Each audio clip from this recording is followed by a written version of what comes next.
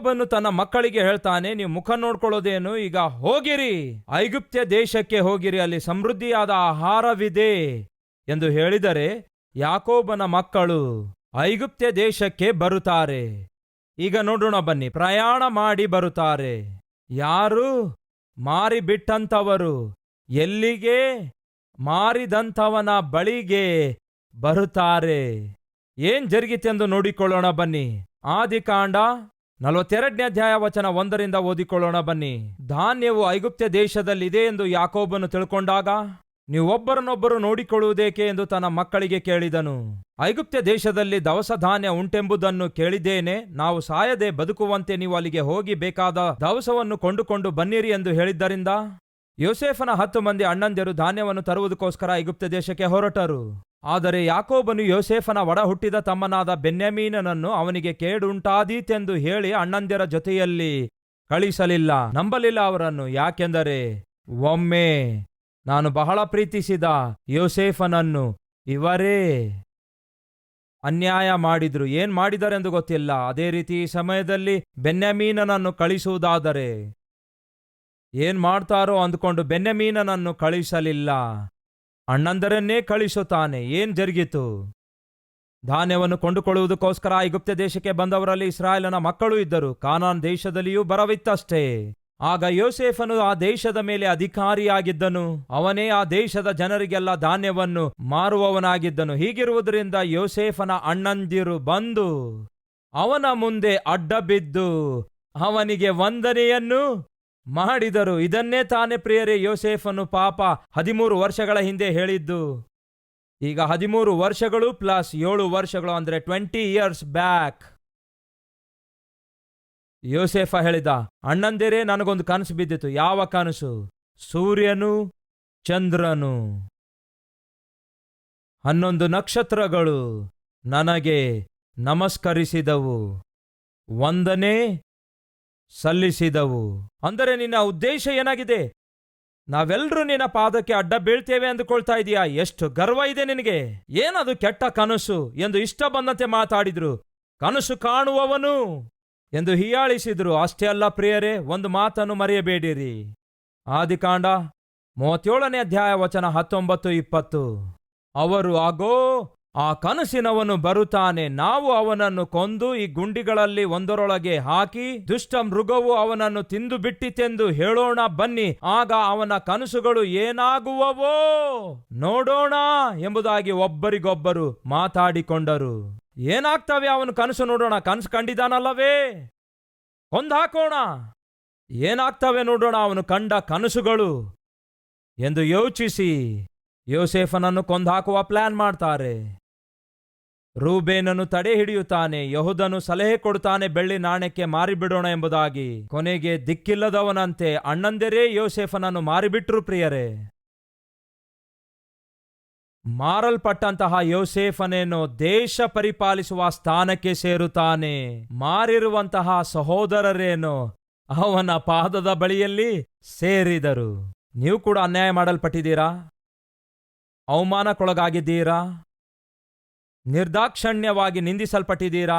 ನಿಮ್ಮ ತಪ್ಪು ಇಲ್ಲದಿದ್ದರೂ, ಯಾವ ತಪ್ಪು ಮಾಡದಿದ್ದರೂ ಅಪರಾಧವನ್ನು ನಿಮ್ಮ ಮೇಲೆ ಹೊರಿದ್ದಾರಾ? ಚಿಂತಿಸುತ್ತಾ ಇದ್ದೀರಾ? ದುಃಖಿಸುತ್ತಾ ಇದ್ದೀರಾ? ದಿನೇ ದಿನೇ ಅದನ್ನೇ ಯೋಚಿಸಿ ಬಾಧೆ ಪಡ್ತಾ ಇದ್ದೀರಾ? ಹಾಗಾದರೆ ನಿಮಗೊಂದು ಶುಭವಾರ್ತೆ. ಏನದು? ನೀವಿರುವ ಸ್ಥಿತಿಯಲ್ಲಿ ನಿಮ್ಮ ಪರಿಸ್ಥಿತಿಯನ್ನು ಕರ್ತನಾದ ಯೇಸುವಿಗೆ ಒಪ್ಪಿಸಿರಿ. ಯಾರೆಲ್ಲ ನಿಮ್ಮನ್ನು ನಿಂದಿಸಿದ್ದಾರೋ, ಯಾರೆಲ್ಲ ಬಾಧಿಸಿದ್ದಾರೋ, ಯಾರೆಲ್ಲ ಅವಮಾನಗೊಳಿಸಿದ್ದಾರೋ ಅವರನ್ನು ಒಂದು ದಿನ ನನ್ನ ದೇವರು ನಿಮ್ಮ ಸಹಾಯಕ್ಕೋಸ್ಕರ ನಿಮ್ಮ ಪಾದಗಳ ಬಳಿಯಲ್ಲಿ ಅವರನ್ನು ಮೂಗಿಗೆ ಗಾಳ ಹಾಕಿ ನಿಮ್ಮ ಉಪಸ್ಥಿತಿಗೆ ಸೆಳೆದುಕೊಂಡು ಬರುತ್ತಾರೆ. ಅಂತಹ ದೇವರನ್ನು ನಾನು ಪ್ರಕಟಿಸುತ್ತಿದ್ದೇನೆ. ಯಾರು ಮಾರಿದರೋ ಅವರು, ಯಾರು ಮಾರಲ್ಪಟ್ಟರೋ ಅವನ ಬಳಿಗೆ ಬಂದು ಅವನ ಮುಂದೆ ಅಡ್ಡಬಿದ್ದು ನಮಸ್ಕರಿಸಿ ವಂದನೆಗಳನ್ನು ಸಲ್ಲಿಸಿದರು. ಯಾವ ಪ್ರಯಾಣವು ಯೋಸೇಫನ ಜೀವಿತದಲ್ಲಿ ವಿಷಾದವನ್ನುಂಟು ಮಾಡಿತೋ ಅದೇ ಪ್ರಯಾಣ ಈಗ ಏನ್ ಮಾಡ್ತಾ ಇದೆ ಗೊತ್ತಾ? ವಿಜಯವನ್ನು ಅನುಗ್ರಹಿಸುತ್ತಿದೆ. ವಿಜಯದ ಹಾದಿಯಲ್ಲಿ ನಡೆಸುತ್ತಾ ಇದೆ. ಯೋಸೇಫನ ಅಣ್ಣಂದಿರೆಲ್ಲರೂ ಬಂದು ಅವನ ಪಾದದ ಮುಂದೆ ಅಡ್ಡ ಬೀಳುತ್ತಾರೆ. ಅವನು ಯೋಸೇಫನಾಗಿದ್ದಾನೆಂದು ಅವರು ಗುರುತಿಸಲಿಲ್ಲ ಪ್ರಿಯರೇ. ಆದರೆ ಯೋಸೇಫನು ಅವರನ್ನು ನೋಡಿದಾಗ ಗುರುತಿಸುತ್ತಾನೆ, ಗುರುತು ಹಿಡಿಯುತ್ತಾನೆ. ಏನ್ ಜರುಗಿತು ನೋಡೋಣ ಬನ್ನಿ. ಆದಿಕಾಂಡ 42ನೇ ಅಧ್ಯಾಯ 7ನೇ ವಚನ ಓದುತ್ತಿದ್ದೇನೆ. ಯೋಸೇಫನು ಅವರನ್ನು ಕಂಡಾಗ ಅವರ ಗುರುತು ಹಿಡಿದು ತನ್ನ ಅಣ್ಣಂದಿರೆಂದು ತಿಳಿದಾಗಿಯೂ ಅವರಿಗೆ ಅನ್ಯನಂತೆ ತೋರ್ಪಡಿಸಿಕೊಂಡು ಬಿರುನುಡಿಯಿಂದ ನೀವು ಎಲ್ಲಿಂದ ಬಂದವರು ಎಂದು ಕೇಳಿದನು. ಅವರು ಧಾನ್ಯವನ್ನು ಕೊಂಡುಕೊಳ್ಳುವುದಕ್ಕೋಸ್ಕರ ಕಾನಾನ್ ದೇಶದಿಂದ ಬಂದಿದ್ದೇವೆ ಎಂದರು. ಅಣ್ಣಂದಿರ ಗುರುತು ಯೋಸೇಫನಿಗೆ ತಿಳಿದಾಗಿಯೂ ಅವನ ಗುರುತು ಅವರಿಗೆ ತಿಳಿಯಲಿಲ್ಲ. ಅವನು ಅವರ ವಿಷಯ ತನಗೆ ಬಿದ್ದ ಕನಸನ್ನು ನೆನಪಿಗೆ ತಂದುಕೊಂಡು ಅವರಿಗೆ, ನೀವು ಗೂಢಾಚಾರರು, ನಮ್ಮ ದೇಶದ ದುರ್ಬಲ ಸ್ಥಳಗಳನ್ನು ನೋಡಿಕೊಳ್ಳುವುದಕ್ಕೆ ಬಂದವರು ಎಂದು ಹೇಳಲು ಅವರು, ಅಲ್ಲ ಸ್ವಾಮಿ, ತಮ್ಮ ಸೇವಕರಾದ ನಾವು ಆಹಾರ ಪದಾರ್ಥಗಳನ್ನು ಕೊಂಡುಕೊಳ್ಳುವುದಕ್ಕೋಸ್ಕರ ಬಂದಿದ್ದೇವೆ. ನಾವೆಲ್ಲರೂ ಒಬ್ಬನೇ ತಂದೆಯ ಮಕ್ಕಳು. ನಾವು ಯಥಾರ್ಥವಾಗಿ ಬಂದವರೇ ಹೊರತು ಗೂಢಾಚಾರರಲ್ಲ ಎಂದು ಅವನಿಗೆ ಹೇಳಿದರು. ಅವನು ಅವರಿಗೆ, ಸುಳ್ಳು, ನಮ್ಮ ದೇಶದ ದುರ್ಬಲ ಸ್ಥಳಗಳನ್ನು ತಿಳಿದುಕೊಳ್ಳುವುದಕ್ಕೋಸ್ಕರ ಬಂದಿರಿ ಎಂದು ಹೇಳಲು ಅವರು, ತಮ್ಮ ಸೇವಕರಾದ ನಾವು 12 ಮಂದಿ ಅಣ್ಣ ತಮ್ಮಂದಿರು. ನಾವು ಕಾನಾನ್ ದೇಶದವರು, ಒಬ್ಬ ತಂದೆಯ ಮಕ್ಕಳು. ನಮ್ಮಲ್ಲಿ ಚಿಕ್ಕವನು ತಂದೆಯ ಬಳಿಯಲ್ಲಿದ್ದಾನೆ, ಒಬ್ಬನು ಇಲ್ಲ ಅಂದರು. ಏನಂತೆ? ಒಬ್ಬನು ಇಲ್ಲ ಅಂದರು. ಜಾಗ್ರತೆಯಿಂದ ನೀವು ಪರಿಶೀಲಿಸುವುದಾದರೆ ಅವರು 20 ವರ್ಷಗಳ ಹಿಂದೆ ಅವರು ಮಾಡಿರುವ ಅನ್ಯಾಯ ಎಂಥದ್ದೆಂದು, ಮಾಡಿರುವ ದುಷ್ಕೃತ್ಯ ಎಂಥದ್ದೆಂದು ಅವರು ಹೇಳದಿದ್ದರೂ ಅವರ ಬಾಯಿಯಿಂದಲೇ ದೇವರು ಹೇಳಿಸುತ್ತಾ ಇದ್ದಾರೆ. ಅಯ್ಯ, ನಾವು ಒಂದೇ ತಂದೆಯ ಮಕ್ಕಳಾಗಿದ್ದೇವೆ. 12 ಮಂದಿ ಮಕ್ಕಳು, 10 ಮಂದಿ ಬಂದಿದ್ದೇವೆ. ಒಬ್ಬನು ತಂದೆಯ ಬಳಿಯಲ್ಲಿದ್ದಾನೆ. ಹಾಗಾದರೆ ಇನ್ನೊಬ್ಬನೆಲ್ಲಿ ಅಂದಾಗ ಇಲ್ಲ ಅಂದ್ರು. ಅವರು ಅಂದುಕೊಳ್ತಾ ಇದ್ದಾರೆ ಯೋಸೇಫನು ಇನ್ನು ಇಲ್ಲ ಎಂಬುದಾಗಿ. ಯಾರಿಗೆ ಹೇಳ್ತಿದ್ದಾರೆ ಗೊತ್ತಾ? ಯೋಸೇಫನಿಗೆ ಹೇಳ್ತಿದ್ದಾರೆ. ಏನೆಂದು ಹೇಳ್ತಿದ್ದಾರೆ ಗೊತ್ತಾ? ಅವನು ಇಲ್ಲ ಎಂದು. ಅವರು ಅಂದುಕೊಳ್ತಾ ಇದ್ರು ಏನಾಗಿ ಹೋದನೋ ಎಂಬುದಾಗಿ. ಹಾಗೆ ಏನಾಗಿ ಹೋದನೋ ಎಂಬುದಾಗಿ ಅಂದುಕೊಳ್ಳುವಂತಹ ಯೋಸೇಫನಿಗೆ ದೇವರು ಐಗುಪ್ತ್ಯ ದೇಶಕ್ಕೆ ಪರಿಪಾಲನೆ ಮಾಡುವಂತಹ ನಾಯಕನನ್ನಾಗಿ ದೇವರು ಮಾರ್ಪಡಿಸಿದರು. ಪ್ರಿಯರೇ, ಎಂಥ ಅದ್ಭುತ ಸ್ವರೂಪನು ನಾನು ಪ್ರಕಟಿಸುವ ದೇವರು. ಯಾರು ಪ್ರಿಯರೇ ಯೋಸೇಫನಿಗೆ ರೆಕಮೆಂಡೇಶನ್ ಮಾಡಿದ್ದು? ಯಾರು ಪ್ರಿಯರೇ ಯೋಸೇಫನು ಅನಾಥನಾಗಿ ಒಬ್ಬಂಟಿಗನಾಗಿ ಇರುವ ಸಂದರ್ಭದಲ್ಲಿ ಅವನ ಸಂಗಡ ಇದ್ದಿದ್ದು? ಯಾರು ಪ್ರಿಯರೇ ಯೋಸೇಫನಿಗೆ ರಾಜನನ್ನು ಪರಿಚಯಿಸಿದು? ಯಾರು ಗೊತ್ತಾ? ಅವನ ಸಂಗಡವಿರುವಂತಹ ಯೆಹೋವನು. ದೇವರು ನಿಮ್ಮ ಸಂಗಡ ಇರುವುದಾದರೆ ನೀವು ಒಬ್ಬಂಟಿಗರಾಗಿರಬಹುದು. ಯಾವ ಆಪ್ತರು ನಿಮಗಿಲ್ಲದೆ ಇರಬಹುದು, ಯಾವ ಆಧಾರ ನಿಮಗಿಲ್ಲದೆ ಇರಬಹುದು, ಆಧರಿಸುವವರು ಕೂಡ ಇಲ್ಲದೆ ಇರಬಹುದು. ಕೆಲವೊಂದು ಸಂದರ್ಭದಲ್ಲಿ ನಿಮಗೆ ಅಡ್ರೆಸ್ ಕೂಡ ಇಲ್ಲದೆ ಇರಬಹುದು. ಕೆಲವು ಸಾರಿ ಅಡ್ರೆಸ್ ಬರಿ ಅನ್ನುತ್ತಾರೆ, ಪರ್ಮನೆಂಟ್ ಅಡ್ರೆಸ್ ಬರಿ ಅನ್ನುತ್ತಾರೆ, ಪ್ರೆಸೆಂಟ್ ಅಡ್ರೆಸ್ ಬರಿ ಅನ್ನುತ್ತಾರೆ. ಎಷ್ಟೋ ಸಾರಿ ನಮ್ಮಲ್ಲಿ ಅನೇಕರು ಕಳೆದ ವಾರ ಎಲ್ಲೋ ಇದ್ದೆ, ಈ ವಾರ ಇಲ್ಲಿದ್ದೇನೆ, ಮುಂದಿನ ವಾರ ಎಲ್ಲಿರುತ್ತೇನೆ ಎಂಬುದಾಗಿ ಗೊತ್ತಿಲ್ಲ, ಅಡ್ರೆಸ್ ಇಲ್ಲದವನಾಗಿದ್ದೇನೆ ಎಂಬ ಪರಿಸ್ಥಿತಿ ನಿಮ್ಮಲ್ಲಿ ಯಾರಾದರೂ ಹಾದು ಹೋಗ್ತಾ ಇದ್ದೀರಾ? ಹಾಗಾದರೆ ಕರ್ತನಲ್ಲಿ ನಿಮ್ಮನ್ನು ಪ್ರೋತ್ಸಾಹಿಸಲು ಇಚ್ಛಿಸುತ್ತೇನೆ. ಐಗುಪ್ತ ದೇಶದಲ್ಲಿ ಯೋಸೇಫನಿಗೆ ಯಾವ ಅಡ್ರೆಸ್ ಇರಲಿಲ್ಲ. ಇಲ್ಲದೇ ಇರುವಾಗ ಯೋಸೇಫನು ಹೇಳ್ತಾನೆ, ನನ್ನ ಸಂಗಡ ಇರುವ ಯೆಹೋವನೇ ನನ್ನ ಅಡ್ರೆಸ್ ಆಗಿದ್ದಾರೆ. ಯೆಹೋವನೇ ನನ್ನ ಅಡ್ರೆಸ್ ಆಗಿದ್ದಾನೆ. ಆತನೇ ನನ್ನ ಆಧಾರ, ಆತನೇ ನನ್ನ ಆಶ್ರಯ ದುರ್ಗವಾಗಿದ್ದಾನೆ. ಯೆಹೋವನನ್ನೇ ಅಡ್ರೆಸ್ ಆಗಿ ಮಾಡಿಕೊಂಡಂಥವ್ರು ಯಾವತ್ತೂ ಕೂಡ ಅಡ್ರೆಸ್ಲೆಸ್ ಆಗಿ ಹೋಗೋದಿಲ್ಲ. ಈ ದಿನ ಒಂದು ವೇಳೆ ಯಾರಾದರೂ ಅಂತಹ ಪರಿಸ್ಥಿತಿ ಹಾದು ಹೋಗ್ತಿರುವುದಾದರೆ ದೇವರಿಗೆ ಅಡ್ರೆಸ್ ಆಗಿ ಮಾಡಿಕೊಳ್ಳ್ರಿ. ದೇವರನ್ನೇ ಆಶ್ರಯವಾಗಿ ಮಾಡಿಕೊಳ್ಳಿರಿ. ಆತನನ್ನೇ ಆಧಾರ ಮಾಡಿಕೊಳ್ಳಿರಿ. ಆತನನ್ನು ಆಧಾರ ಮಾಡಿಕೊಂಡವರನ್ನು ಆತನು ಎಂದಿಗೂ ಕೈ ಬಿಡುವುದೇ ಇಲ್ಲ. ದೇವರ ಮೇಲೆ ಆಧಾರಗೊಂಡವರನ್ನು ಪೂರ್ಣ ಶಾಂತರನ್ನಾಗಿ ಮಾಡುತ್ತೇನೆ ಎಂದು ವಾಗ್ದಾನ ಮಾಡಿದ ದೇವರು ಹಾಗೆ ಮಾಡಿದ್ರು ಪ್ರಿಯರೇ. 13 ವರ್ಷಗಳ ಪರೀಕ್ಷೆ ಕಾಲ ಮುಗಿದ ನಂತರ ದೇವರು ಯೋಸೇಫನಿಗೆ ಶಾಂತಿ ಅನುಗ್ರಹಿಸಿದ್ರು. ಪೂರ್ಣ ಶಾಂತಿ ಕೊಟ್ರು, ದೊಡ್ಡ ಸಮಾಧಾನ ಕೊಟ್ರು. ಇಡೀ ದೇಶವೇ ಅಲ್ಲ ಕಲ್ಲೋಲದಲ್ಲಿ ಮುಳುಗಿ ತೇಲಾಡುತ್ತಿರುವ ಸಮಯದಲ್ಲಿ, ಬರಗಾಲದಲ್ಲಿ ಬಡ್ಕೊಂಡು ಹೋಗಬೇಕಾದಂತಹ ಸಮಯದಲ್ಲಿ ಕೇಳಿ ಪ್ರಿಯರೇ, ಆ ದೇಶಕ್ಕೆ ಆಧಾರವಾಗಿರುವಂತಹ ಆದರಣೆಯ ಕರ್ತನನ್ನಾಗಿ ದೇವರು ಮಾಡಿದ್ರು. ಅಣ್ಣಂದರೆಲ್ಲರೂ ಪ್ರಯಾಣ ಮಾಡಿ ಎಲ್ಲಿಗೆ ಬಂದ್ರು ಗೊತ್ತಾ? ಯೋಸೇಫನ ಬಳಿಗೆ ಬಂದ್ರು. ಯೋಸೇಫನಿಗೆ ಹೇಳ್ತಾರೆ, ನಾವು 12 ಮಂದಿ ಮಕ್ಕಳು. ಒಬ್ಬನು ತಂದೆಯ ಬಳಿಯಲ್ಲಿದ್ದಾನೆ, ಇನ್ನೊಬ್ಬನು ಇನ್ನಿಲ್ಲ. ಯೋಸೇಫನು ಅವರಿಗೆ, ನೀವು ಗೂಢಚಾರರೆಂದು ನಾನು ಹೇಳಿದ್ದು ನಿಜವೇ? ಅದು ಹೌದೋ ಅಲ್ಲವೋ ಗೊತ್ತಾಗುವುದಕ್ಕಾಗಿ ನಿಮ್ಮ ತಮ್ಮನು ಬರಬೇಕು. ಅವನು ಬಂದ ಹೊರತು ಫರೋಹನ ಜೀವದಾಣೆ, ನೀವು ಇಲ್ಲಿಂದ ಹೊರಟು ಹೋಗಕೂಡದು. ಅವನನ್ನು ಕರೆದುಕೊಂಡು ಬರುವುದಕ್ಕೆ ನಿಮ್ಮಲ್ಲಿ ಒಬ್ಬನನ್ನು ಕಳುಹಿಸಿರಿ. ಅವನು ಬರುವವರೆಗೂ ನಿಮ್ಮನ್ನು ಸೆರೆಯಲ್ಲಿ ಇಡಿಸುತ್ತೇನೆ. ಹೀಗೆ ನಾನು ನಿಮ್ಮ ಮಾತುಗಳನ್ನು ಪರೀಕ್ಷಿಸಿ ನೀವು ಸತ್ಯವಂತರೋ ಅಲ್ಲವೋ ಎಂದು ತಿಳಿದುಕೊಳ್ಳುತ್ತೇನೆ. ನಿಮ್ಮ ತಮ್ಮನ್ನು ನೀವು ಗೂಢಚಾರರೇ ಎಂದು ಹೇಳಿ ಅವರೆಲ್ಲರನ್ನು 3 ದಿನಗಳವರೆಗೂ ಸೆರೆಮನೆಯಲ್ಲಿ ಕಾವಲಲ್ಲಿ ಇರಿಸಿದನು. ಬಿತ್ತುವವನು ಕೊಯ್ಯಲೇಬೇಕು. ಏನು ಹೇಳ್ರಿ? ಬಿತ್ತಿದವನು ಕೊಯ್ಯಲೇಬೇಕು. ಬೈಬಲ್ ಹೇಳ್ತದೆ ಏನೆಂದು? ಮೋಸ ಹೋಗಬೇಡಿರಿ. ದೇವರು ತಿರಸ್ಕಾರ ಸಹಿಸುವವನಲ್ಲ. ಮನುಷ್ಯ ತಾನು ಬಿತ್ತಿದನ್ನೇ ಕೊಯ್ಯುವಂಥದ್ದು ತಪ್ಪಿದಲ್ಲ. ನಮ್ಮ ಜೀವಿತದಲ್ಲಿ ಯಾರಿಗಾದರೂ ಅನ್ಯಾಯ ಮಾಡುವುದಾದರೆ, ಯಾರಿಗಾದರೂ ನಷ್ಟವನ್ನು ಉಂಟು ಮಾಡುವುದಾದರೆ, ಯಾರಿಗಾದರೂ ನಾವು ಮೋಸ ಮಾಡಿರುವುದಾದರೆ ಅದಕ್ಕೆ ಬೆಲೆ ಕಟ್ಟುವಂಥದ್ದು ತಪ್ಪಿದಲ್ಲ. ಈ 10 ಮಂದಿ ತಿಳಿದುಕೊಳ್ತಾ ಇದ್ದಾರೆ. ಈ 10 ಮಂದಿ ಬದುಕಿರುವಾಗಲೇ ಸಾಯುವಷ್ಟು ಭಯ ಹಾದು ಹೋಗ್ತಾ ಇದ್ದಾರೆ. ಈಗ ಒಬ್ಬರ ಮುಖವನ್ನೊಬ್ಬರು ನೋಡಿಕೊಂಡು ಅಂದುಕೊಳ್ತಾ ಇದ್ದಾರೆ ಏನೆಂದು? 21ನೇ ವಚನ ನೋಡಿ. ಆಗ ಅವರು ನಿಶ್ಚಯವಾಗಿ ನಮ್ಮ ಸಹೋದರನಿಗೆ ನಾವು ಮಾಡಿರುವ ಅಪರಾಧದ ಶಿಕ್ಷೆ ಬಂದಿದೆ. ನಮ್ಮ ತಮ್ಮನಿಗೆ ಯಾವ ಅನ್ಯಾಯ ಮಾಡಿದ್ದೇವೋ ಅದೇ ಅನ್ಯಾಯ ಈಗ ನಮ್ಮ ಮೇಲೆ ಬಂದಿದೆ. ಅವನು ನಮ್ಮನ್ನು ಎಷ್ಟೋ ಬೇಡಿಕೊಂಡರೂ ಕೂಡ ನಾವು ಅವನ ವೇದನೆಯನ್ನು ಕಂಡರೂ ಕೂಡ ಕೇಳಲಿಲ್ಲ. ಆದುದರಿಂದ ಈ ವೇದನೆ ಬಂದಿದೆ ಎಂಬುದಾಗಿ ಒಬ್ಬರನ್ನೊಬ್ಬರು ಮಾತಾಡಿಕೊಂಡರು. ಅಂದರೆ ಯೋಸೇಫನು ಬಹಳ ದುಃಖಪಟ್ಟಿರ್ತಾನೆ. ತನ್ನ ಸ್ವಂತ ಅಣ್ಣಂದಿರೇ ಅವನನ್ನು ವಸ್ತ್ರಹೀನನನ್ನಾಗಿ ಮಾಡಿ ಗುಂಡಿಯೊಳಗಡೆ ತಳ್ಳಿ ಗೇಲಿ ಮಾಡುತ್ತಾ ಇರುವಾಗ ಎಷ್ಟು ವೇದನೆ ಪಟ್ಟಿರ್ತಾನೆ, ಎಷ್ಟು ಬೇಡಿಕೊಂಡಿರ್ತಾನೆ. ಅಯ್ಯೋ ಅಣ್ಣ, ನಿಮ್ಮ ಕ್ಷೇಮಕ್ಕೋಸ್ಕರ ಬಂದಿದ್ದೇನೆ, ನಿಮಗೋಸ್ಕರ ಆಹಾರ ತಂದಿದ್ದೇನೆ. ನಾನು ತಂದ ಆಹಾರವನ್ನು ತಿನ್ನುತ್ತಾ ಇದ್ದೀರಿ, ತಿಂದ್ರೂ ಪರವಾಗಿಲ್ಲ, ಆದರೆ ನನ್ನನ್ನು ಯಾಕೆ ಹೀಗೆ ಕಾಡಿಸ್ತಾ ಇದ್ದೀರಿ ಅಂದಿರ್ತಾನೆ. ಅಣ್ಣ ತಮ್ಮಂದಿರ ಮಧ್ಯ, ಅಕ್ಕ ತಂಗಿಯರ ಮಧ್ಯ ಕೆಲವು ಸಾರಿ ಮನಸ್ತಾಪಗಳು ಬರ್ತಾ ಇರ್ತವೆ. ತಿಳಿದು ಅಣ್ಣನನ್ನಾಗಲಿ ಅಕ್ಕಳನ್ನಾಗಲಿ ತಮ್ಮನನ್ನಾಗಲಿ ಇಲ್ಲವೇ ತಂಗಿಯನ್ನಾಗಲಿ ಕಾಡಿಸ್ತಾ ಇರ್ತೇವೆ. ತಿಳಿದು ಜೊತೆ ಆತ್ಮೀಕನನ್ನು ಕಾಡಿಸುತ್ತಾ ಇರ್ತೇವೆ. ತಿಳಿದು ನಮ್ಮ ಪಕ್ಕದಲ್ಲಿರುವ ಅಮಾಯಕ ಉದ್ಯೋಗಸ್ಥನನ್ನು ಪೀಡಿಸುತ್ತಾ ಇರ್ತೇವೆ, ಕಿಂಡಲಿಂಗ್ ಮಾಡ್ತಾ ಇರ್ತೇವೆ, ಕಾಡಿಸ್ತಾ ಇರ್ತೇವೆ.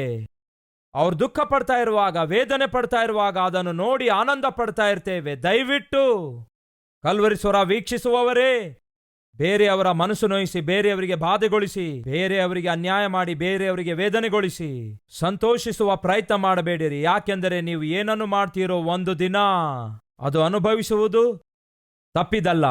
ಮಾರನೇ ದಿನವೇ ಅನುಭವಿಸದೇ ಇರಬಹುದು, ಮಾರನೇ ವಾರವೇ ಅನುಭವಿಸದೇ ಇರಬಹುದು, ಮಾರನೇ ತಿಂಗಳಿನಲ್ಲಿಯೇ ನೀವು ಮಾಡಿರುವ ಅನ್ಯಾಯಕ್ಕೆ, ಮಾಡಿರುವ ಪಾಪಕ್ಕೆ, ಮಾಡಿರುವ ಮೋಸಕ್ಕೆ, ಒಬ್ಬ ವ್ಯಕ್ತಿಯ ಜೀವಿತದಲ್ಲಿ ನೀವು ಮಾಡಿರುವಂತಹ ವಂಚನೆಗೆ ತಕ್ಷಣವೇ ನಿಮಗೆ ಶಿಕ್ಷೆ ಬರದೇ ಇರಬಹುದು. ಆದರೆ ಕೇಳಿರಿ ಫ್ರೆಂಡ್ಸ್, ಯೋಸೇಫನನ್ನು ಅವನ ಅಣ್ಣಂದಿರು ದ್ವೇಷಿಸುತ್ತಾರೆ, ದೂಷಿಸುತ್ತಾರೆ, ಅವನನ್ನು ಮಾರಿಬಿಡ್ತಾರೆ. ತಕ್ಷಣವೇ ಶಿಕ್ಷೆ ಬಂದಿತೋ? ಬರಲಿಲ್ಲ ಪ್ರಿಯರೇ.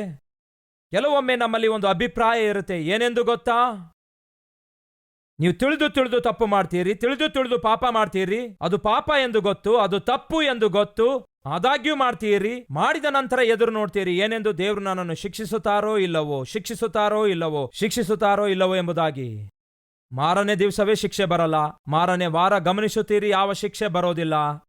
ನಿಮ್ಮ ಬೈಕ್ ಸ್ಕಿಡ್ ಆಗ್ಲಿಲ್ಲ, ಆಕ್ಸಿಡೆಂಟ್ ಆಗ್ಲಿಲ್ಲ, ನಿಮ್ ಕೈ ಕಾಲು ಮುರಿಯಲಿಲ್ಲ, ನಿಮ್ಮ ಉದ್ಯೋಗ ಕಳ್ಕೊಳ್ಳಲಿಲ್ಲ, ಯಾವ ರೋಗ ಬರಲಿಲ್ಲ, ಅನಾರೋಗ್ಯ ಬರಲಿಲ್ಲ, ಎಲ್ಲವೂ ಚೆನ್ನಾಗಿದೆ ಅಂದ್ಕೊಳ್ಳುವಾಗ ನಿಮ್ಮ ಅಭಿಪ್ರಾಯ ಏನು ಗೊತ್ತಾ? ನಾನು ಮಾಡಿರುವ ಪಾಪ ದೇವರು ನೋಡಿದರೂ ಕೂಡ ನನ್ನನ್ನು ಶಿಕ್ಷಿಸಲಿಲ್ಲ. ಅಂದ್ರೆ ಬಹುಶಃ ಆತನು ನೋಡಿಯೂ ನೋಡದಂತೆ ಬಿಟ್ಬಿಟ್ಟಿದ್ದಾರೆ, ಇನ್ನು ಶಿಕ್ಷಿಸುವುದೇ ಇಲ್ಲ ಎಂಬ ಭರವಸೆ ಉಳ್ಳವರಾಗಿ, ಮೊದಲು ನೀವು ಮಾಡಿದ ಪಾಪಕ್ಕೆ ತಕ್ಷಣ ಶಿಕ್ಷೆ ಬರದೇ ಇರುವುದರಿಂದ ಮತ್ತೊಂದು ಪಾಪ ಮಾಡುವ ಪ್ರಯತ್ನ ಮಾಡ್ತೀರಿ, ಮತ್ತೆ ತಪ್ಪು ಮಾಡುವ ಪ್ರಯತ್ನ ಮಾಡ್ತೀರಿ, ಮತ್ತೆ ಆ ಪಾಪಿಷ್ಟ ಕಾರ್ಯ ರಿಪೀಟ್ ಮಾಡ್ತೀರಿ. ಕಾರಣವೇನೆಂದರೆ ತಕ್ಷಣವೇ ನಿಮಗೆ ಶಿಕ್ಷೆ ಬರದೇ ಇರುವುದರಿಂದ. ದಯವಿಟ್ಟು ಗಮನಿಸಿ ಪ್ರಿಯರೇ, ನಾವು ಸಾಧಾರಣವಾಗಿ ಇನ್ಕಮ್ ಟ್ಯಾಕ್ಸ್ ರಿಟರ್ನ್ಸ್ ಫೈಲ್ ಮಾಡುವಾಗ ಒಂದು ಸಮಯವಿದೆ. ಮಾರ್ಚ್ 31 ಒಳಗಡೆ ಎಲ್ಲರೂ ಕೂಡ ರಿಟರ್ನ್ಸ್ ಫೈಲ್ ಮಾಡಬೇಕು, ಎಲ್ಲರೂ ಕೂಡ ಅಕೌಂಟ್ ಸಬ್ಮಿಟ್ ಮಾಡಬೇಕು. ಹೀಗೆ ಒಂದು ಮಾಸವನ್ನು, ಒಂದು ತಿಂಗಳನ್ನು, ಒಂದು ತಾರೀಖನ್ನು ನಮ್ಮ ಗೌರ್ಮೆಂಟ್ ಫಿಕ್ಸ್ ಮಾಡಿದೆ. ಆ ದಿನಾಂಕದೊಳಗೆ ಎಲ್ಲಾ ಅಕೌಂಟ್ಸ್ ಸೆಟಲ್ ಮಾಡಬೇಕು. ಆದರೆ ದಯವಿಟ್ಟು ಕೇಳ್ರಿ, ದೇವರು ನಿಮ್ಮ ಅಕೌಂಟ್ ಅನ್ನು ಸೆಟಲ್ ಮಾಡಬೇಕಾದಾಗ ಮಾರ್ಚ್ ಅಲ್ಲೇ ಆತನು ಸೆಟಲ್ ಮಾಡಬೇಕೆಂಬ ರೂಲ್ ಯಾವುದು ಇಲ್ಲ. ಆತನು ಆಗಸ್ಟ್ ಅಲ್ಲಿ ಮಾಡಬಹುದು, ಇಲ್ಲವೇ ಅಕ್ಟೋಬರ್ ಅಲ್ಲಿ ಮಾಡಬಹುದು, ಇಲ್ಲವೇ ಡಿಸೆಂಬರ್ ಅಲ್ಲಿ ಮಾಡಬಹುದು, ಇಲ್ಲವೇ ಫೆಬ್ರವರಿಯಲ್ಲಿ ಮಾಡಬಹುದು. ಆದರೆ ಯಾವಾಗ ನಿಮ್ಮ ಅಕೌಂಟ್ ಅನ್ನು ಸೆಟಲ್ ಮಾಡ್ತಾರೋ ಅದು ನಿಮ್ಮ ಕೈಯಲ್ಲಿಲ್ಲ, ಅದು ಆತನ ಕೈಯಲ್ಲಿದೆ. ಹಾಗೆ ಅಕೌಂಟ್ ಸೆಟಲ್ ಮಾಡಬೇಕಾದ ಸಮಯ ಬಂದಾಗ ಖಂಡಿತವಾಗಿ ನೀವು ಬೆಲೆಯನ್ನು ಕಟ್ಟುವಂಥದ್ದು ತಪ್ಪಿದಲ್ಲ. ಯೋಸೇಫನನ್ನು ಅಣ್ಣಂದಿರು ಅನ್ಯಾಯವಾಗಿ ಮಾರಿಬಿಡ್ತಾರೆ, ದೇವರು ತಕ್ಷಣ ಶಿಕ್ಷಿಸಲಿಲ್ಲ. 1 ವರ್ಷ ಆಯ್ತು, 2 ವರ್ಷಗಳಾದವು, 3 ವರ್ಷಗಳಾದವು, 4 ವರ್ಷ, 5 ವರ್ಷಗಳಾದವು, 10 ವರ್ಷಗಳಾದವು, 15 ವರ್ಷಗಳಾದವು. ಈಗ ಸುಮಾರು 20 ವರ್ಷಗಳು ದಾಟಿದವು. 20 ವರ್ಷಗಳ ನಂತರ ಅವರು 20 ವರ್ಷಗಳ ಹಿಂದೆ ಮಾಡಿರುವಂತಹ ತಪ್ಪಿಗೆ ಶಿಕ್ಷೆ ಈಗ ಅನುಭವಿಸಬೇಕಾಗ್ತಿದೆ. ಪ್ರಿಯ ಸಹೋದರ ಸಹೋದರಿಯರೇ, ಕೇಳಿರಿ, ಪಾಪಕ್ಕೆ ಒಂದು ಸಂಬಳವಿದೆ, ಪಾಪಕ್ಕೆ ಒಂದು ಶಿಕ್ಷೆ ಇದೆ. ಆ ಶಿಕ್ಷೆ ನಿಮ್ಮ ಮೇಲೆ ಯಾವಾಗ ಬರುತ್ತೆ ಎಂದು ಬಹುಶಃ ನಿಮಗೆ ಗೊತ್ತಿಲ್ಲದೆ ಇರಬಹುದು, ಆದರೆ ಖಂಡಿತವಾಗಿ ಶಿಕ್ಷೆ ಅನ್ನುವಂಥದ್ದು ಇದೆ. ನೆಕ್ಸ್ಟ್ ವೀಕ್ ಆಗಬಹುದು, ನೆಕ್ಸ್ಟ್ ಮಂತ್ ಆಗಬಹುದು, ನೆಕ್ಸ್ಟ್ ಇಯರ್ ಆಗಬಹುದು. ಆ ಪಾಪವನ್ನು ದೇವರ ಸನ್ನಿಧಿಗೆ ತಂದವರಾಗಿ ಒಪ್ಪಿಕೊಂಡು ಅರಿಕೆ ಮಾಡಿ ಮನ್ನಿಸಿರಿ ಎಂಬುದಾಗಿ ನೀವು ಪ್ರಾರ್ಥನೆ ಮಾಡದೇ ಇದ್ದರೆ ಯಾವ ದಿನ ನಿಮ್ಮ ಮೇಲೆ ಶಿಕ್ಷೆ ಬಂದು ಬೀಳುತ್ತದೆ ಎಂದು ಗೊತ್ತಿಲ್ಲ. ಆ ಶಿಕ್ಷೆ ಬಂದು ಬಿದ್ದಾಗ ಆಗ ದೇವರ ಪಾದ ಹಿಡ್ಕೊಂಡ್ರೆ ಪ್ರಯೋಜನವೇನು? ಒಂದು ಸಂದರ್ಭದಲ್ಲಿ, ಒಂದು ಸಮಯದಲ್ಲಿ ಒಬ್ಬ ಸಹೋದರನು ನನ್ನ ಬಳಿಗೆ ಬಂದ. ಮದುವೆ ಸೆಟ್ ಆಯ್ತಣ್ಣ ಎಂದು ಬಹಳ ಸಂತೋಷದಿಂದ ಹೇಳ್ದ. ನಾನು ಸಂತೋಷಪಟ್ಟೆ. ಮದುವೆ ಸೆಟ್ ಆಯ್ತೆಂದು ಸಂತೋಷದಿಂದ ಹೇಳಿದ. ಹಾಗೆ ಮದುವೆ ಸೆಟ್ ಆಯ್ತೆಂದು ಹೇಳಿದ ಸಹೋದರನು ಕೆಲವು ದಿನಗಳಾದ ಮೇಲೆ ನನ್ನ ಬಳಿಗೆ ಓಡೋಡಿ ಬಂದ. ಮದುವೆ ಸೆಟ್ ಆಯ್ತೆಂದು ಸಂತೋಷದಿಂದ ಮೊದಲು ಬಂದ ವ್ಯಕ್ತಿ ಸೆಕೆಂಡ್ ಟೈಮ್ ನನ್ನ ಬಳಿಗೆ ಬಂದಾಗ ಅವನ ಮುಖದಲ್ಲಿ ಆಂದೋಲನವಿತ್ತು, ಭಯ ಆವರಿಸಿಕೊಂಡಂತೆ ಚಿಂತೆಯಲ್ಲಿ ಬಂದವನಾಗಿದ್ದನು, ಭಯದಿಂದ ಬಂದಿದ್ದನು. ಬಂದು ಹೇಳ್ತಾನೆ, ಅಣ್ಣ ನನ್ನ ಮದುವೆ ಸೆಟ್ ಆಯ್ತಲ್ಲವೇ? ಹೌದು, ಸೆಟ್ ಆಯ್ತೆಂದು ಹೇಳಿದೆಯಲ್ಲವೇ? ಹೇಳಿದೆ ಅಣ್ಣ, ಆದರೆ ಮದುವೆ ಆಗಲು ಭಯ ಆಗ್ತಿದೆ ಅಣ್ಣ ಅಂದ. ಯಾಕೆ, ಎದಕ್ಕಾಗಿ? ಘೋರ ಜರುಗಿದೆ ಅಣ್ಣ ಅಂದ. ಯಾವ ಘೋರ? ಸತ್ತಿದ್ದಾಳಣ ಅಂದ. ಯಾರು ಸತ್ತಿದ್ದಾರೆ? ಸಾಧಾರಣವಾಗಿ ಹೀಗೆ ಮಾತಾಡಿದ್ರೆ ಹೇಗಿರುತ್ತೆ ಹೇಳಿ? ಸತ್ತೋದಳಣ್ಣ. ಯಾರು ಸತ್ತೋಗಿದ್ದಾರೆ? 8 ವರ್ಷಗಳ ಹಿಂದೆ ಯಾವ ಸ್ತ್ರೀಯೊಂದಿಗೆ ನಾನು ಪಾಪ ಮಾಡಿದ್ದೇನೋ ಆ ಸ್ತ್ರೀ ಸತ್ತಿದ್ದಾಳಣ್ಣ. 8 ವರ್ಷಗಳ ಹಿಂದೆ ಯಾವ ಸ್ತ್ರೀಯೊಂದಿಗೆ ನೀನು ಪಾಪ ಮತ್ತು ತಪ್ಪು ಮಾಡಿದೆಯೋ ಆ ಸ್ತ್ರೀ ಸತ್ತರೆ ಈಗ ನೀನ್ಯಾಕಪ್ಪ ಅಷ್ಟು ಫೀಲ್ ಆಗ್ತಾ ಇದ್ದಿ? ಈಗ ನೀನ್ಯಾಕಪ್ಪ ಅಷ್ಟು ಟೆನ್ಷನ್ ಮಾಡ್ಕೊಳ್ತಾ ಇದ್ದಿ? 8 ವರ್ಷಗಳ ಹಿಂದೆ ಆಕೆಯೊಂದಿಗೆ ಪಾಪ ಮಾಡಿದ್ದಿ, ಈಗ ಆಕೆ ಸತ್ತಿದ್ದಾಳೆ. ಈಗ ನಿನಗೆ ಮದುವೆ ಸೆಟ್ ಆಗಿದೆ, ನೀನು ಮದುವೆ ಆಗುವಂತವನಾಗಿದ್ದಿ. ಸತ್ತಿರುವ ಆಕೆ ಕುರಿತು ಯಾಕೆ ಟೆನ್ಷನ್ ಮಾಡ್ಕೊಳ್ತಿದ್ದಿ? ಯಾಕೆ ಭಯ ಪಡ್ತಾ ಇದ್ದಿ ಅಂದಾಗ ಆ ವ್ಯಕ್ತಿ ನಡುಗುತ್ತಾ ಭಯ ಪಡ್ತಾ ಇದ್ದ. ಪ್ರಿಯರೇ, ಯಾಕೆ ನಿನಗೆ ಇಷ್ಟು ಟೆನ್ಷನ್? ಯಾಕೆ ಇಷ್ಟು ಭಯ ಅಂದಾಗ ಹೇಳ್ತಾ ಇದ್ದ, ಭಯ ಇಲ್ಲದಿದ್ರೆ ಮತ್ತೇನಣ್ಣ? ಹೌದಪ್ಪ, ನೀನ್ ಯಾಕಷ್ಟು ಟೆನ್ಷನ್ ಮಾಡ್ಕೊಳ್ತಾ ಇದ್ದಿ? ಇಲ್ಲಣ್ಣ, ಆಕೆ ಸುಮ್ಮನೆ ಸಾಯಲಿಲ್ಲಣ್ಣ. ಮತ್ತೇಗೆ ಸತ್ತಳು? ಏಡ್ಸ್ ರೋಗದಿಂದ ಸತ್ತಳಣ್ಣ. ಏಡ್ಸ್ ರೋಗದಿಂದ ಸತ್ತಳ? ಹೌದಣ್ಣ. ಆಯ್ತು, ಪರವಾಗಿಲ್ಲ, ಏಡ್ಸ್ ರೋಗದಿಂದ ಸತ್ರು ಸಾಯಲಿ, ನಿನಗ್ಯಾಕೆ ಟೆನ್ಷನು? ಆಕೆ ಕಸ್ಟಮರ್ಗಳಲ್ಲಿ ನಾನೊಬ್ಬ ಕಸ್ಟಮರ್ ಆಗಿದ್ದಣ. 8 years ಬ್ಯಾಕ್ ಆಕೆಯೊಂದಿಗೆ ನಾನು ಕೂಡ ಪಾಪ ಮಾಡಿದ್ದೇನಣ್ಣ. ಆಯ್ತು ಸರಿ, ಈಗ ನಿನಗ್ಯಾಕೆ ಟೆನ್ಷನ್? ಏನೋ ಗೊತ್ತಿಲ್ಲಣ್ಣ. ಏನೋ ಗೊತ್ತಿಲ್ಲ ಅಂತ ಯಾಕೆ ಹೇಳ್ತಿ? ಅವಾಗ ಸಾಯ್ಲಿಲ್ಲಣ್ಣ ಆಕೆ. ಯಾವಾಗ? 8 years ಬ್ಯಾಕ್ ಸಾಯ್ಲಿಲ್ಲ. ಆಗಿರುವ ರೋಗ ಈಗ ಬಯಲಾಗಿ ಈಗ ಆಕೆ ಸತ್ತೋದಳಣ್ಣ. ಈಗ ನನಗೂ ಅದೇ ಭಯ ಹಿಡಿದಿದೆ ಅಣ್ಣ. ಯಾವುದು? ಆಗ ಅಂಟ್ಕೊಂಡಿರುವ ರೋಗ ಇವಾಗ ಬಯಲಾಗ್ತದೇನೋ ಅಣ್ಣ. ಗಮನಿಸ್ತಾ ಇದ್ದೀರಾ? ಮದುವೆ ಆಗಬೇಕಾದ ಸಮಯದಲ್ಲಿ, ಸಂತೋಷಿಸಬೇಕಾದ ಸಮಯದಲ್ಲಿ, ಕುಟುಂಬ ಕಟ್ಟಿಕೊಳ್ಳಬೇಕಾದ ಸಮಯದಲ್ಲಿ ಭಯದಿಂದ ನಡುಗುತ್ತಾ ಇದ್ದ. ಪಾಪಕ್ಕಿರುವ ತತ್ವವೇ ಇದು, ಭಯದಿಂದ ನಡುಗಿಸಿ ಬಿಡುತ್ತದೆ. ನೀವು ಪಾಪ ಮಾಡುವವರೆಗೂ ನಿಮಗೆ ಸಂತೋಷ ಕೊಡುತ್ತದೆ. ಅದಕ್ಕೆ ಬೈಬಲ್ ಹೇಳುತ್ತದೆ ಏನೆಂದು ಗೊತ್ತಾ? ಅಲ್ಪಕಾಲ ಪಾಪ ಭೋಗವು ನಿಮಗೆ ಆನಂದವನ್ನು ಕೊಡುತ್ತದೆ. ಅಲ್ಪಕಾಲ, ಶೋರ್ಲಿ ಶಾರ್ಟ್ ಟೈಮ್. ನೀವು ಯಾವುದೇ ಪಾಪ ಮಾಡಿದರೂ, ಯಾವುದೇ ಪಾಪದಲ್ಲಿ ನೀವು ಮುಳುಗಿ ತೇಲಾಡಿದರೂ ಬೈಬಲ್ ಹೇಳ್ತದೆ ಇಟ್ಸ್ ಶಾರ್ಟ್ ಟೈಮ್. ಅಲ್ಪಕಾಲವೇ, ಸ್ವಲ್ಪ ಹೊತ್ತು ಮಾತ್ರವೇ. ನೀವು ಸರಾಯಿ ಕುಡಿದ್ರೆ ಅದರ ಮೋಜು ಸ್ವಲ್ಪ ಹೊತ್ತೆ, ಗುಟ್ಕಾ ತಿಂದರೆ ಅದರ ಮೋಜು ಸ್ವಲ್ಪ ಹೊತ್ತೆ, ಡ್ರಗ್ಸ್ ಸೇವಿಸಿದರೆ ಅದರ ಮೋಜು ಆ ಸ್ವಲ್ಪ ಹೊತ್ತೆ, ಸ್ತ್ರೀಯೊಂದಿಗೆ ಕಾಲ ಕಳೆದ್ರೆ ಅದರ ಮೋಜು ಆ ಸ್ವಲ್ಪ ಹೊತ್ತೆ. ನೀವು ಯಾವುದೇ ತಪ್ಪು ಮಾಡಿದರು, ಯಾವುದೇ ಪಾಪ ಮಾಡಿದರು, ಯಾವುದೇ ಪಾಪಿಷ್ಟ ಚಟಕ್ಕೆ ಒಳಗಾದರು, ಕೇಳಿರಿ, ಆ ಸ್ವಲ್ಪ ಹೊತ್ತು ಮಾತ್ರವೇ. ಆ ಸ್ವಲ್ಪ ಹೊತ್ತಿನ ಸಂತೋಷಕ್ಕಾಗಿ ಎಷ್ಟೋ ಜನ ತಮ್ಮ ಜೀವಿತವನ್ನೇ ಪಣವಾಗಿಡ್ತಾ ಇದ್ದಾರೆ. ಆ ಸ್ವಲ್ಪ ಹೊತ್ತಿನ ಸಂತೋಷಕ್ಕೋಸ್ಕರ ಆ ಸ್ತ್ರೀ ಬಳಿಗೆ ಈ ಸಹೋದರ ಹೋಗ್ತಾನಂತೆ. ಆಕೆ ಸತ್ತು ಹೋದ ನಂತರ, ಅಂದರೆ 8 years ನಂತರ ಟೆನ್ಷನ್ಗೊಳಗಾಗ್ತಿದ್ದಾನೆ. ಕಾರಣ ಗೊತ್ತಾ? ಯಾವ ಪಾಪವನ್ನು ಅವನು ಆಗ ಮಾಡಿದನು, ಆ ಪಾಪವು ಈಗ ಅವನಿಗೆ ಪ್ರಶಾಂತತೆ ಇಲ್ಲದಂತೆ ಮಾಡ್ತಿದೆ. ಪಾಪಕ್ಕೆ ಆ ಸ್ವಭಾವ ಇದೆ, ನಿಮಗೆ ಪ್ರಶಾಂತತೆ ಇಲ್ಲದಂತೆ ಮಾಡುತ್ತದೆ, ನಿಮಗೆ ನೆಮ್ಮದಿ ಇಲ್ಲದಂತೆ ಮಾಡುತ್ತದೆ. ನೀವು ಸಂತೋಷಿಸಬೇಕಾದ ಸಮಯದಲ್ಲಿ ನೀವು ಸಂತೋಷಿಸಲಾರದಂತೆ ಮಾಡುತ್ತದೆ, ನೀವು ಆನಂದಿಸಬೇಕಾದ ಸಮಯದಲ್ಲಿ ಆನಂದಿಸಲಾರದಂತೆ ಮಾಡ್ತದೆ. ನೀವು ದೇವರಿಗೋಸ್ಕರ ಜೀವಿಸಬೇಕಾದ ಸಮಯದಲ್ಲಿ ಧೈರ್ಯದಿಂದ ಜೀವಿಸುವ ಹಾಗೆ ಗತದಲ್ಲಿ ನೀವು ಮಾಡಿರುವ ಪಾಪಗಳನ್ನು ಒಪ್ಪಿಕೊಂಡು ಬಿಟ್ಟು ಬಿಡಬೇಕು. ಇಲ್ಲವಾದರೆ ಅದರ ವಿಷಯದಲ್ಲಿ ದೇವರೊಂದಿಗೆ ಅಕೌಂಟ್ ಸೆಟಲ್ ಮಾಡಿಕೊಳ್ಳದೇ ಇರುವುದಾದರೆ ಅದು ನಿಮಗೆ ಬಹಳವಾಗಿ ವೇದನೆಗೊಳಿಸುತ್ತದೆ. ಅವನು ಬಂದು ಅಳುತ್ತಾ ಇದ್ದ. 8 ವರ್ಷಗಳ ಹಿಂದೆ ಅವನು ಮಾಡಿರುವ ಪಾಪ ಈಗ ಅವನನ್ನು ಕಾಡುತ್ತಾ ಇತ್ತು, ಬೆನ್ನಟ್ಟುತ್ತಾ ಇತ್ತು. ಅದೇ ರೀತಿ 20 ವರ್ಷಗಳ ಹಿಂದೆ ಮಾಡಿರುವ ಪಾಪ ಈ ದಿನ ಯೋಸೇಫನ ಸಹೋದರರನ್ನು ಬೆನ್ನಟ್ಟುತ್ತಾ ಬಂದಿತು. 20 ವರ್ಷದ ಹಿಂದೆ ಅವರು ಮಾಡಿರುವ ತಪ್ಪನ್ನು ಒಬ್ಬರಿಗೊಬ್ಬರು ಮಾತಾಡಿಕೊಳ್ತಾ ಹೇಳ್ತಾರೆ, ಎಲ್ಲಿಗೆ ಹೋಗ್ತದೆ ನಾವು ಮಾಡಿರುವ ಪಾಪ, ಎಲ್ಲಿಗೆ ಹೋಗ್ತದೆ ನಾವು ಮಾಡಿರುವ ತಪ್ಪು. ರೂಬೇನ ಹೇಳ್ತಾನೆ, ಆ ದಿನ ಯೋಸೇಫನು ಹತ್ತಿದ, ಎಷ್ಟೋ ಬೇಡಿಕೊಂಡ, ಕಣ್ಣೀರು ಸುರಿಸಿದ, ಆದರೂ ಕೂಡ ನಾವು ಕನಿಕರ ಪಡಲಿಲ್ವಲ್ಲ, ಕಠಿಣವಾಗಿ ವ್ಯವಹರಿಸಿದೆವು, ಕಠೋರವಾಗಿ ಅವನ ಕುರಿತು ನಡ್ಕೊಂಡೆವು. ಎಲ್ಲಿಗೆ ಹೋಗ್ತದೆ ನಾವು ಮಾಡಿರುವ ಪಾಪ. ಅನುಭವಿಸುವುದು ತಪ್ಪಿದಲ್ಲ ಅನ್ನುತ್ತಾನೆ. ಅರ್ಥವಾಗ್ತಿದೆಯಾ? 20 ವರ್ಷಗಳ ಹಿಂದೆ ಅವರು ಮಾಡಿರುವ ತಪ್ಪಿನ ಪ್ರತಿಫಲ ಈಗ ಅವರು ಅನುಭವಿಸ್ತಾ ಇದ್ದಾರೆ. ಪ್ರಿಯ ಸಹೋದರ ಸಹೋದರಿಯರೇ, ಯೋಸೇಫನ ಸಹೋದರರಿಗಿಂತಲೂ ನಾವೇನು ಕಡಿಮೆ ಅಲ್ಲ, ಹೆಚ್ಚಿನವರೂ ಅಲ್ಲ. ಅವರ ಜೀವಿತದಲ್ಲಿಯೇ 20 years ಲೇಟರ್, 20 ವರ್ಷಗಳ ನಂತರ ಮಾಡಿರುವಂತಹ ತಪ್ಪಿಗೆ ಶಿಕ್ಷೆ ಅನುಭವಿಸಿರುವುದಾದರೆ ನಾವು ಎಚ್ಚರಗೊಳ್ಳೋಣ, ನಮ್ಮ ಜೀವಿತವನ್ನು ಸರಿಪಡಿಸಿಕೊಳ್ಳೋಣ. ಮಾಡಿರುವ ಪಾಪವನ್ನು, ಮಾಡ್ತಿರುವ ಪಾಪವನ್ನು ಲೈಟ್ ಆಗಿ ತೆಗೆದುಕೊಳ್ಳಬೇಡಿ. ಏನಾಗುವುದಿಲ್ಲ ಅಂದುಕೊಳ್ಬೇಡಿ, ಏನೂ ಆಗುವುದಿಲ್ಲ ಅಂದ್ಕೊಳ್ಳಬೇಡಿ.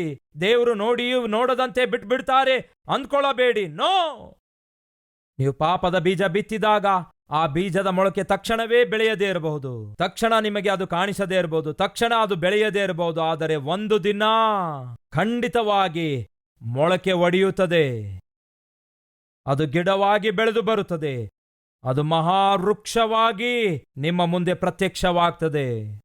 ಅದು ಮಹಾವೃಕ್ಷ ಆಗುವ ಮೊದಲೇ, ಅದು ಗಿಡ ಆಗುವ ಮೊದಲೇ ನಿಮ್ಮ ಜೀವಿತವನ್ನು ಈ ದಿನ ಯೇಸು ಕ್ರಿಸ್ತನಿಗೆ ಒಪ್ಪಿಸುವುದಾದರೆ, ಯೇಸು ಕ್ರಿಸ್ತನ ಸನ್ನಿಧಿಯಲ್ಲಿ, ಯೇಸುವೇ, ನಾನು ಮಾಡಿರುವ ತಪ್ಪುಗಳು, ಮಾಡಿರುವ ಪಾಪಗಳು ಅಷ್ಟಿಷ್ಟಲ್ಲಯ್ಯ.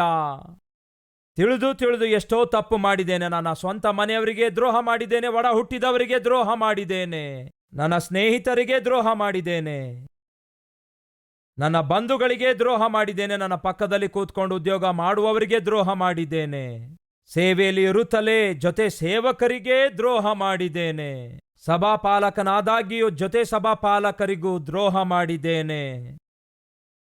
ಅಷ್ಟೇ ಅಲ್ಲ, ಕಟ್ಕೊಂಡಿರುವ ಗಂಡನಿಗೆ ಮೋಸ ಮಾಡಿದ್ದೇನೆ, ಕಟ್ಕೊಂಡಿರುವ ಹೆಂಡತಿಗೆ ಮೋಸ ಮಾಡಿದ್ದೇನೆ, ಹೆತ್ತಿರುವ ಮಕ್ಕಳಿಗೆ ದ್ರೋಹ ಮಾಡಿದ್ದೇನೆ. ಪ್ರಭುವೇ, ನನ್ನನ್ನು ಕನಿಕರಿಸು ಎಂದು ಪ್ರಾರ್ಥಿಸುವುದು ಅತ್ಯವಶ್ಯಕವಾಗಿದೆ. ದೇವರು ನಿಮ್ಮನ್ನು ಕನಿಕರಿಸಿ ಕ್ಷಮಿಸುವುದಕ್ಕಾಗಿ ಸಿದ್ಧವಾಗಿದ್ದಾರೆ. ಕ್ಷಮಾಪಣೆ ಕೇಳುವುದಕ್ಕಾಗಿ ನೀವು ಸಿದ್ಧವಾಗಿದ್ದೀರಾ? ಇಲ್ಲವೇ ಮುಂಬರುವ ದಿನಗಳಲ್ಲಿ ಅಳುವವರಾಗಿದ್ದು ಟೆನ್ಷನ್ಗೆ ಒಳಗಾಗುವವರಾಗಿದ್ದೀರಾ? ನಿಮ್ಮ ಇಷ್ಟ. ಪ್ರಾರ್ಥಿಸೋಣ. ಪ್ರತಿಯೊಬ್ಬರು ಪ್ರಾರ್ಥನೆಯಲ್ಲಿ ಐಕ್ಯವಾಗಿರಬೇಕೆಂದು ಕೋರಿಕೊಳ್ತೇನೆ.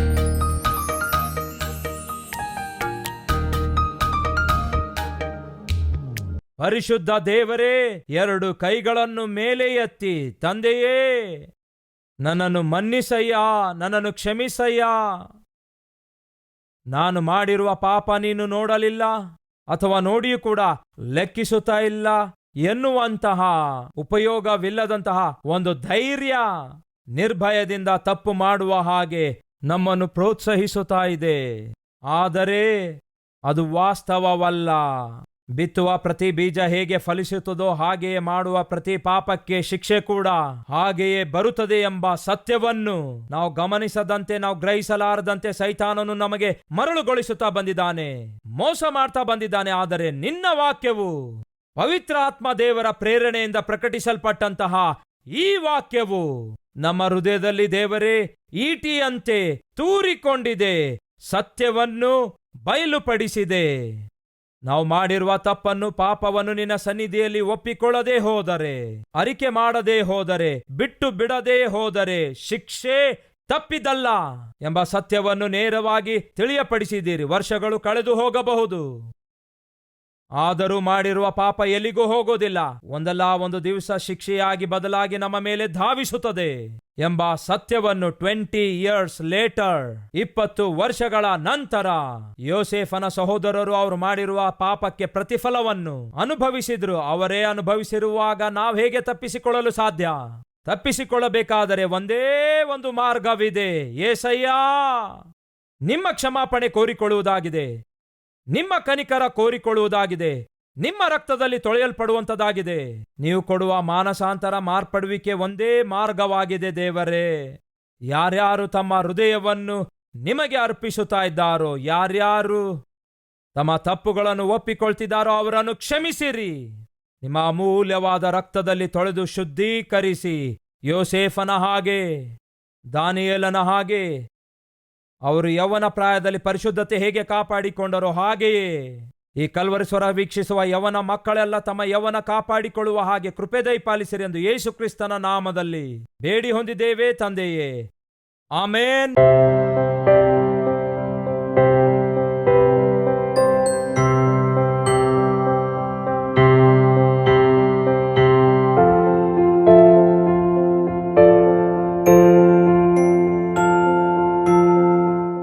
Address Calvary, Post Box number 30, Kukatpalli, Hyderabad 72.